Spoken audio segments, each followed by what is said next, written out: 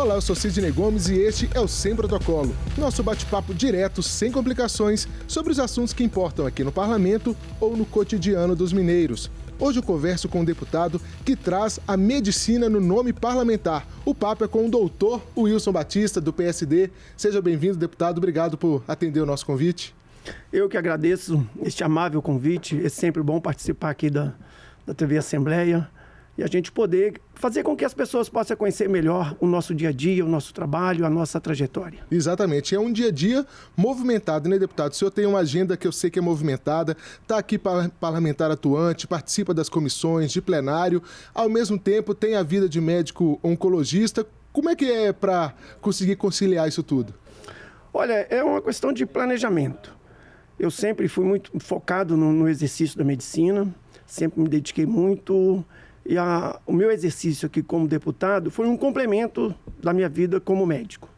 E isso fez com que a gente pudesse também perceber as dificuldades que ocorrem no dia a dia do exercício da medicina e poder compartilhar com as nossas ações políticas, poder melhorar a questão da legislação para que o SUS seja de fato um programa de saúde que venha atender a todos. E isso tudo ainda morando no interior, que é um dificultador ainda, né? Porque tem muito deputado da capital, que a Assembleia está aqui em Belo Horizonte, né? O senhor ainda tem que se deslocar aí para as bases, além de trabalhar lá como médico, tem que dar atenção às bases, né? E isso consome um tempo do parlamentar e o senhor não está deixando a peteca cair não, né?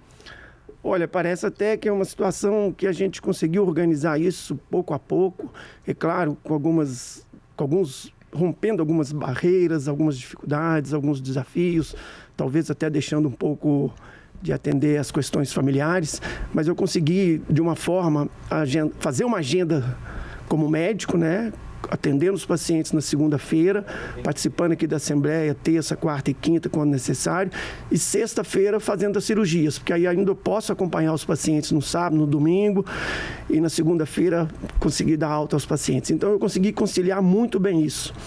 E, de fato, a gente tem uma disponibilidade de tempo não só para o exercício da medicina, mas também para minhas ações políticas na base, atendendo as bases. A região ali da Zona da Mata, né? Parte da Zona da Mata. Zona da Mata e o Campo das Vertentes. Isso. Que inclui ali São João del Rei, Barbacena, as cidades do entorno de São João del Rei, Prados, Itapos, Tiradentes, várias cidades da Campo das Vertentes. Vamos falar de São João del Rei. O senhor é de lá, é de um lugar pequeno ali perto de São João del Rei? Como é que é? Isso, eu nasci em São João del Rei, no distrito do Cajuru, que voltei lá recentemente, depois de muitos anos. A minha família é toda da região de São João del Rei. E eu tive uma infância com muitos aprendizados. Como é que foi essa infância? Sou de família humilde, né? Comecei a trabalhar desde cedo. E naquela época era permitido o jovem poder trabalhar e estudar. Trabalhava com o quê? Eu vendia picolé nos dias que estava com sol quente. Em São João del Rei? Em São João del Rei. Vendi muito picolé, fui considerado... Isso que idade? Comecei por volta de uns 9 anos. Não, muito novo. Comecei com uns 9 anos vendendo picolé. Fui considerado um dos melhores vendedores de picolé da cidade. E nos dias de frio, a gente fazia ou engraxava sapato, lavava carro na igreja de São Francisco, ou vendia salgados. E como é que é para ser um bom vendedor de picolé? O que te fez um bom vendedor de picolé? Olha, perceber os locais onde tinha grande concentração de pessoas. Eu vendia picolé em campos de futebol, na entrada de eventos, em oficinas. Então, pontos turísticos ali? Pontos turísticos. Tem muito lá, né? Onde tinha muita frequência de pessoas, a gente estava com a caixinha de picolé. E sempre tentando levar um picolé de qualidade. Então, a gente conseguia vender bastante picolé. E isso foi importante para mim na minha infância, porque o meu pai era trabalhador rural, depois foi para São João del Rei trabalhando como servente de pedreiro. Minha mãe lavava roupa. Então a gente não tinha recurso financeiro para poder, nem para comprar livros da escola. E aí esse dinheiro do trabalho como vendedor de picolé ia para a caixinha da casa, ficava para você? Como é que era? Não, ia para a caixinha da casa. Ia, né? Para ajudar nas despesas. Para ajudar nas despesas, e meu pai sempre, com bastante rigidez, cobrava da gente não faltar às aulas. Olha, você pode trabalhar, mas não falta um dia de aula. Então era sagrado, nós não podíamos A ausência na escola era praticamente zero. E depois que saía da escola, passava em casa e ia vender picolé e ia trabalhar. Mas sempre com boas notas. Seu pai já tinha essa noção de que não podia deixar a educação de lado, né? Meu pai cobrava da gente rotineiramente. Olha, vocês podem trabalhar, podem divertir, mas não quero que vocês repitam de ano. Apesar de que o meu pai não teve escolaridade praticamente nenhuma, mas ele sabia da importância de que a gente... Até por isso ele reconhecia, né? Ele não teve, ele sabia da importância. Ele sabia da importância. Que para a gente ter um futuro, preparar um futuro, né, teria que persistir na escola. E aí, depois de vendedor de picolé, teve trabalho como garçom também? Como é que foi? Foi direto ou teve mais coisa aí no meio? Eu sempre fui um jovem e muito trabalhador. Além de vender picolé durante o dia, eu trabalhava de garçom à noite. Era isso ao mesmo tempo? Isso ao mesmo tempo. Chegava em casa por volta de 5 horas, tomava banho, jantava e ia para o restaurante. Aí trabalhava até 10 horas da noite e voltava para casa. Então eu consegui... hoje é um pouco difícil a gente perceber como é que eu conseguia estudar, trabalhar à tarde vendendo picolé e de garçom à noite. Mas era uma questão de disciplina. Isso também foi importante na minha trajetória. Essa disciplina foi importante no trabalho da medicina como parlamentar? Isso, eu acho que isso me ajudou a poder conciliar várias missões e conseguir dar conta de todas elas. É que a gente fala, é carro apertado, quanto mais trabalho a gente tem, eu acho que mais tempo livre a gente consegue. O trabalho e as ocupações é para quem realmente gosta de fazer. Para a pessoa que é desocupada, não tem tempo para nada. Dizem por aí que se precisar de uma coisa ser feita com urgência, pede para alguém ocupado, que ela vai dar jeito de fazer. Ela vai conseguir fazer, exatamente. E aí, deputado, com esse trabalho foi que proporcionou o dinheiro para você conseguir estudar fora e fazer o curso de medicina? Como é que foi essa transição de sair de uma família humilde para finalmente ingressar na faculdade? Isso foi até uma lição. Por isso eu acho que você ter uma profissão não precisa ser filho de pessoas de classe média ou que tenham recurso para isso. Eu acho que até as pessoas da classe pobre, trabalhadoras, eles conseguem também ter um diploma, ter uma profissão.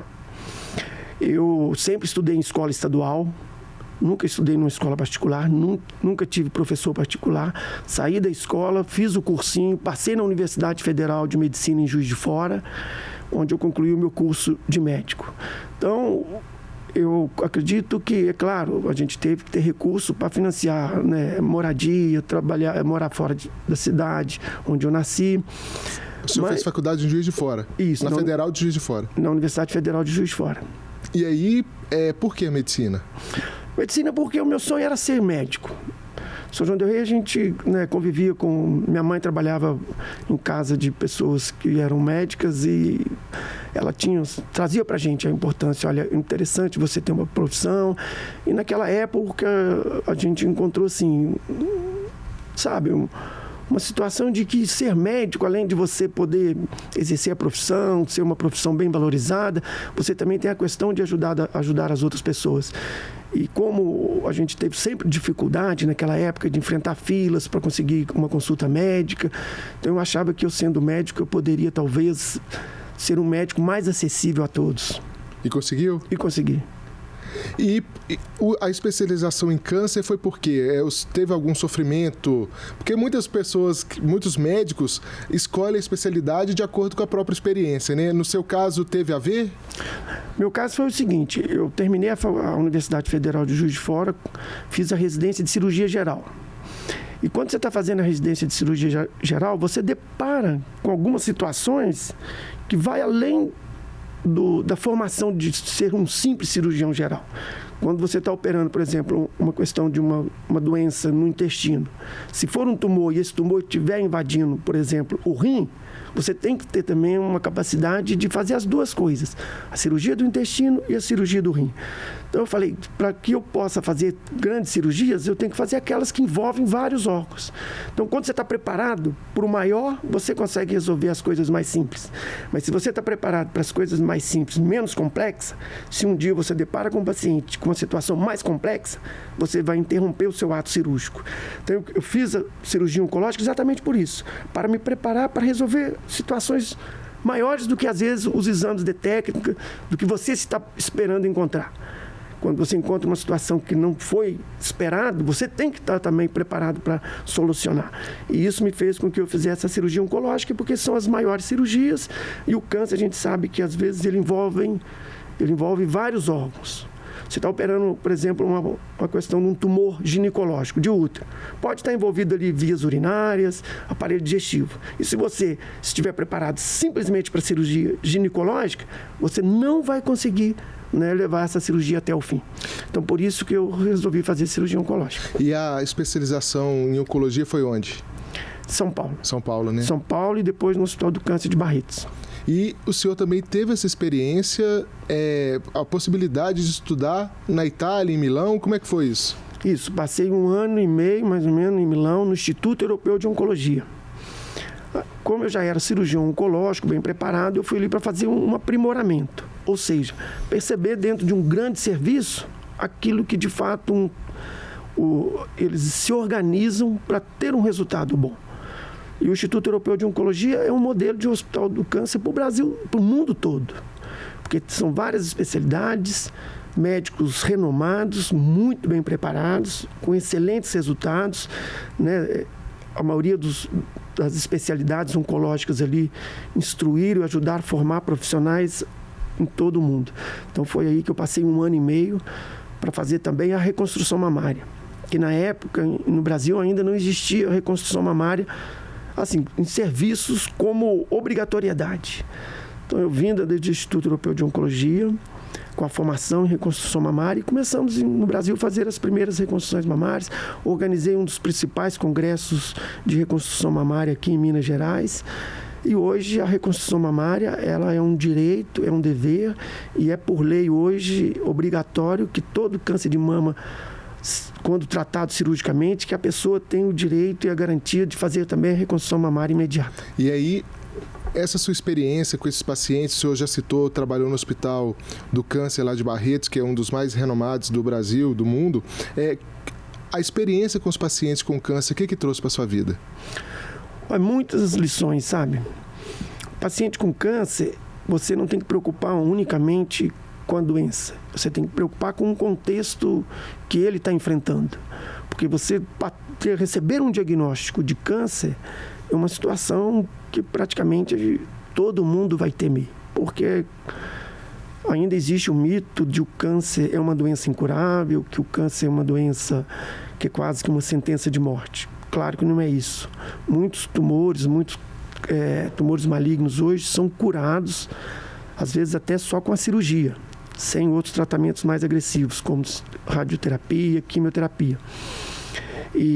Mas só que além, o paciente ele não sabe disso. Quando ele recebe um diagnóstico do câncer, ele já praticamente pensa, eu estou com uma doença que eu não vou sobreviver, posso ter uma sobrevida, mas não vou me livrar dessa doença. Então você tem que ir mostrando pouco a pouco, ao longo de alguns meses, que a doença é curável. Se o paciente teve essa sorte de descobrir a doença no início, o tratamento vai ser curativo e que ele vai poder virar essa página e vai ter uma vida normal, como todas as outras pessoas. O deputado, o senhor está citando essa experiência e também toda a sua trajetória, né, de escola pública, universidade pública, trabalhando com pacientes no sistema de saúde pública, né, no SUS. Isso influenciou na hora de pensar na entrada para a política? Como é que foi em que momento o senhor falou assim, não, eu posso fazer mais estando em outro lugar também? Exatamente isso, porque o SUS é um sistema, assim, um dos melhores de saúde pública do mundo. Nenhum outro país tem um sistema de saúde pública como o nosso aqui no Brasil. Só que existe ainda algumas dificuldades, algumas barreiras de gestão. Você limitar, por exemplo, alguns tratamentos, limitar, por exemplo, o cuidado do paciente com outras questões que além da doença, por exemplo, você garantir a reconstrução mamária, você garantir uma fisioterapia, você garantir um cuidado emocional, um cuidado psicológico, tudo isso envolve o tratamento do câncer. E às vezes o SUS pensa que o tratamento é simplesmente um código. Eu solicito tal cirurgia, coloco o código ali e o SUS paga e ponto final. Não é isso. Eu acho que o SUS tem que ir além disso. Nós, além de tratar do paciente, com todos os procedimentos necessários, a gente tem que envolver também outros cuidados que é de fundamental importância para que a pessoa, né, realmente encare o seu tratamento, para que ela tenha sobrevida com qualidade e que ela vença a doença. E às vezes o Sistema Único de Saúde não tem esse cuidado num todo. E além disso, cuidar também das próprias pessoas hoje que cuidam das outras. Eu acho que o médico, por exemplo, ele passa muitas vezes cuidando da doença das outras pessoas, e ele acaba se adoecendo e às vezes ele não cuidou muito bem da saúde dele. Então, é preciso um contexto que o SUS entenda. Nós temos que buscar resultados. Nós temos que resolver da melhor forma, é claro, com o menor custo, mas o melhor resultado, em todo o contexto da doença das pessoas. Não é só o momento que ela está dentro do hospital. E quando ela volta para casa, o apoio que ela vai ter em casa, o apoio que ela vai ter do transporte, por exemplo, o apoio que ela vai ter de uma reabilitação.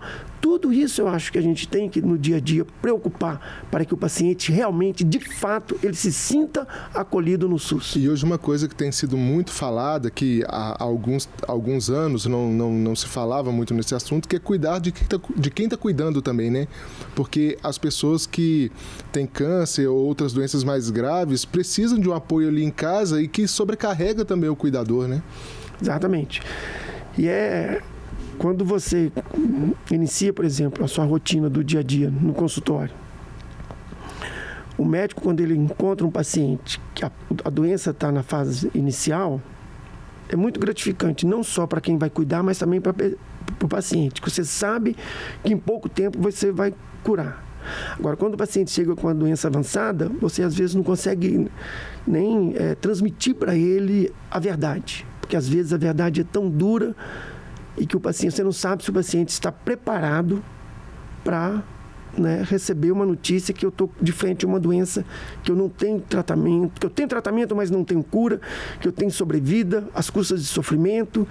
Então, o médico ele fica numa situação, às vezes, difícil de esclarecer toda a doença para o paciente, quando ela é avançada. Mas quando a doença é na fase inicial, você realmente consegue mostrar para o paciente que você vai curar ele, que ele pode ter fé, que ele pode ter confiança, que a gente está ali lidando com uma doença que você sabe que em poucos dias ele vai estar curado. Por isso que eu sempre preconizei aqui na Assembleia leis que valorizam a antecipação do diagnóstico. O SUS muitas vezes gastam recursos com tratamentos paliativos e às vezes tenta economizar com procedimentos com a prevenção, que é muito mais barato. A prevenção é boa para todo mundo, né? A prevenção é boa para o paciente, para o médico e para o Estado também, né? E para o Estado. A prevenção é exatamente isso. Ela é muito saudável em todos os cenários. Em questões de custo, em questões de segurança para o paciente, quando ele diagnostica uma doença, ainda que uma doença grave, mas na fase inicial ele alcança a cura. E para o médico e para o paciente, para o dia a dia, para o relacionamento médico-paciente, é muito mais importante. Por isso nós temos que investir, sim, em antecipação diagnóstica. E por que ainda é tão difícil conscientizar as pessoas a procurar ajuda médica ali logo nos primeiros sinais? Então, o câncer, se ele tem um alerta, você tem uma alta suspeição, você tem que ganhar tempo exatamente nesse período. Daí uma lei que eu fiz aqui na Assembleia Legislativa, que hoje tornou também uma lei federal, que é a lei do diagnóstico do câncer em até 30 dias. Quando o paciente passou em algum médico, ele tem uma suspeita, que tem que afastar ou confirmar uma doença maligna, ele não pode perder tempo com esses exames. Se é necessário fazer, por exemplo, uma colonoscopia, uma endoscopia, uma tomografia, uma mamografia, uma biópsia, ele tem que ter facilidade de acesso a esses procedimentos no SUS. E às vezes é o que não ocorre. Muitos pacientes passam em consultórios médicos e voltam para casa com inúmeros pedidos de exame e passam meses e anos. Estudos já demonstram que tem pacientes que aguardam, em média, 200 dias, 7 meses, para ter acesso a uma biópsia, para esclarecer um diagnóstico. Porque o paciente só pode iniciar o tratamento com o diagnóstico confirmado. Então, essa perda de tempo que é muito importante. Enquanto nós temos uma segunda lei, que é a lei do início do tratamento, tem até 60 dias, mas com diagnóstico confirmado. Isso, normalmente, as pessoas não perdem tempo, porque quando a pessoa já tem um diagnóstico de câncer, ela vai num gestor de saúde, vai num colega médico, vai num vereador, nas pessoas e acaba, às vezes, tendo uma porta de entrada para o início do tratamento. Mas aquele... Dá tempo de esperar? Não... Agora, aquele que ainda não tem um diagnóstico é que acaba, às vezes, indo de consultório em consultório, sem recurso, e acaba, às vezes, voltando para casa. A doença, ela é um pouco silenciosa. O câncer não é uma doença que te dá uma manifestação assim muito aguda. Nesse ponto chega a ser maligna mesmo a doença, né? Ela é de crescimento progressivo e lento. Às vezes os sinais e sintomas são muito discretos. Se a pessoa às vezes procurou naquele momento que iniciou o sintoma e não conseguiu um desfecho para o diagnóstico, ele começa a conviver com aquele pequeno incômodo e vai meses. Aí a doença avança. Aí, às vezes, quando faz o diagnóstico, já está fora de possibilidade de cura. Ô, deputado, e o senhor reside, mora e trabalha numa cidade que é referência no tratamento do câncer aqui em Minas Gerais. Por que Muriaé teve essa vocação? Eu sempre trabalhei em hospitais que começaram praticamente nas fases mais difíceis. O Hospital do Câncer de Barretos, quando eu trabalhei no Hospital do Câncer, ele era uma casa embaixo de um pé de manga. Eram vários quartos, um centro cirúrgico com 3 salas e uma UTI pequena. E nessa época, o provedor do hospital, que era o Paulo Prata, que era um cirurgião muito bom, que veio da Universidade de São Paulo, ele já tinha aposentado e começou o tratamento do câncer em Barretos. Só que acumulou alguma dívida. Aí, na época, ele chamou o Sérgio Reis. Olha, eu preciso que você faça um show aqui para que eu possa pagar a dívida do hospital para fechar esse hospital. O Sérgio Reis andou no hospital e falou assim, você não vai fechar o hospital, vou fazer o show, você vai pagar a dívida e o hospital vai crescer. Aí, a partir daí, fez o show, pagou as dívidas e chamou outros parceiros. Zezé de Camargo, Luciano, Chitãozinho Chororó, a Xuxa. E aí fizeram vários pavilhões e o hospital hoje é um dos hospitais maiores aqui do Brasil. De câncer é o maior hospital hoje do Brasil. Então, eu saí dessa fase que o hospital ainda era um hospital embrionário e hoje se tornou um hospital. Então, eu tinha essa experiência, essa convivência. Aí, quando iniciamos o Hospital do Câncer em Muriaé, foi exatamente isso também. Nós tínhamos poucos pacientes, ainda o serviço nem era credenciado. Comecei a fazer campanhas de prevenção ali na região para poder começar a mostrar o envolvimento do hospital com a sociedade, para que a sociedade abraçasse um novo hospital para tratar uma doença tão grave. E aí tive também a sorte de levar bons profissionais para o Hospital do Câncer de Muriaé, profissionais da Universidade de São Paulo, Rio de Janeiro, Belo Horizonte, veio colegas aqui de Belo Horizonte que foi trabalhar com a gente. Então, aí sim, nós montamos um corpo clínico muito robusto e começamos a demonstrar bons resultados. E o hospital cresceu e hoje está, assim, um dos hospitais de referência aqui no nosso estado. O deputado, e a partir daí o senhor entrou para a política, é um deputado muito bem votado, assim, em todas as eleições o senhor é muito bem votado e tem uma lenda de que médico no interior candidatou da voto. É assim ainda ou tem que ainda amassar o barro lá pedindo voto? Tem que ter disponibilidade, dedicação e tem que trabalhar no dia a dia. Uma preocupação que eu sempre tive, no início as pessoas falaram isso, você só não pode largar a medicina. Se você se tornar deputado, pode ser que você abandone a sua vida de cirurgião. Eu falei assim, esse é um compromisso que isso eu assumo em 100% com vocês, que não vou abandonar jamais o exercício meu de medicina. Se um dia eu tiver que escolher por uma profissão ou outra, não. Eu vou escolher continuar sendo cirurgião oncológico. Porque eu sei do meu treinamento como cirurgião oncológico, eu tenho 4 títulos de especialista, tenho uma experiência cirúrgica muito grande, com quase 20 mil cirurgias já realizadas. Eu tenho, assim, quando eu vejo um paciente com uma doença, com câncer, eu falo assim, eu quero que você venha operar comigo, porque eu tenho quase certeza de que você vai ter um resultado excelente. Então, esse treinamento todo, que eu agradeço também a Deus por essa missão, por ter me entregue nas mãos esse exercício de cirurgião. E eu não vou abandonar isso, porque eu sei que muitas pessoas ainda dependem de um cirurgião com bom treinamento, porque cirurgia, se você falha na primeira intervenção, a possibilidade de você ter um bom resultado com esse paciente vai diminuindo a cada nova cirurgia. Então, é aquilo, o câncer te dá uma chance de você curar ele. Então, não perca essa chance, porque é a primeira. É quando você vai intervir nele, quer seja com cirurgia ou iniciando tratamento com rádio, quimioterapia. Mas a intervenção tem que ser a melhor possível. Ô, deputado, e o senhor é deputado, mora em Muriaé. Muriaé é uma cidade de médio porte, tem ali 120 mil habitantes, que consegue eleger até mais de um deputado, tem deputados federais, coisa que outras cidades da mesma linhagem ali, de médio porte também, não conseguem. O que conseguir fazer parlamentares, tanto no nível aqui estadual quanto federal, traz de positivo para a cidade? Porque não é só o doutor Wilson Batista, são vários, às vezes até adversários, mas que todos estão trabalhando pela cidade. O que isso traz de benefício para uma cidade como Muriaé? Olha, é muito importante, mas o deputado, ele acaba representando uma região. Só que tem talvez cidades do mesmo porte que não elegem o mesmo número de deputados, porque as pessoas têm que extrapolar a sua cidade. O médico ou outro candidato, ele tem que ser um candidato com abrangência regional. Uma cidade só não elege. Não né? elege. Então, eu, por exemplo, sou eleito porque eu atendo diversas cidades. São pacientes que vêm de pelo menos uns 40, 50 municípios e a gente está ali à disposição para atender a todos. Então, o nosso nome, o nosso trabalho passa a ser um trabalho de uma referência na região. É regional, né? Enquanto que outra... E isso também pela vocação da cidade. Muriaé hoje se tornou uma referência na saúde.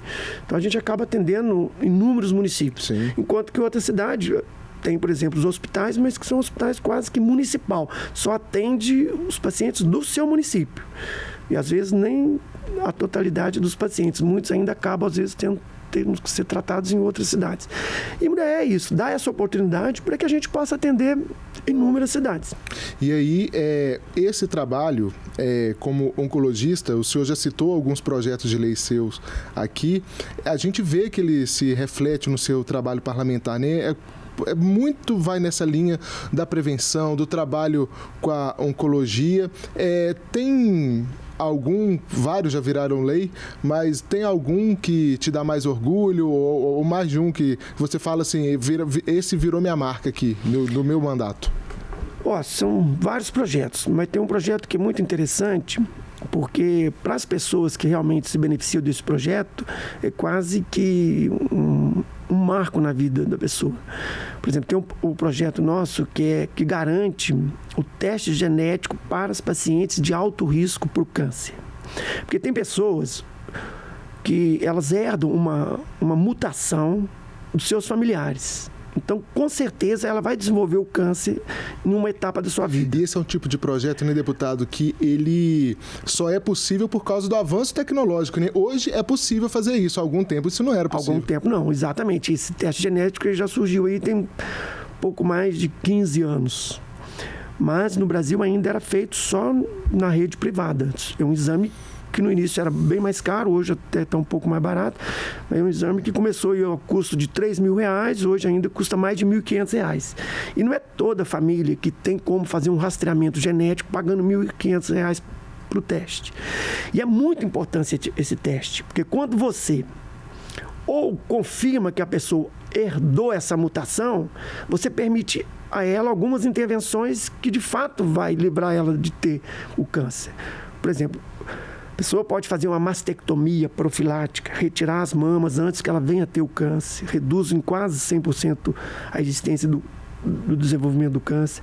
O câncer de ovário permite a ela que façam uma retirada dos ovários. E até mudanças de hábito pequenas ali que já vão ajudar nisso. E às vezes até se ela não opta por nenhuma dessas intervenções, ela pode ter acesso a um programa de rastreamento mais cuidadoso, com exames mais precisos, por exemplo, a ressonância. A periodicidade mais, né? com mais frequência, repetir com mais frequência. E quando ela detecta que o câncer foi negativo, ela tem a segurança de que não herdou o gene. Então, ela para de conviver com aquela preocupação de que eu ser uma paciente de alto risco. Ela deixa de ser de alto risco. Apesar de que ela está inserida numa família com várias pessoas já foi afetada, ela sabe que ela não herdou o gene. Então tem um benefício muito grande, não só para aquelas que positivam o exame, mas para aquelas também que o exame demonstra negatividade. E aí, isso é a vantagem de ter deputados especialistas, né? E, deputado, eu queria agradecer a sua presença aqui no Sem Protocolo e volte sempre, as portas estão abertas aqui para você. Eu que agradeço essa oportunidade de a gente poder mostrar a nossa trajetória como médico, como deputado, nossos projetos de lei.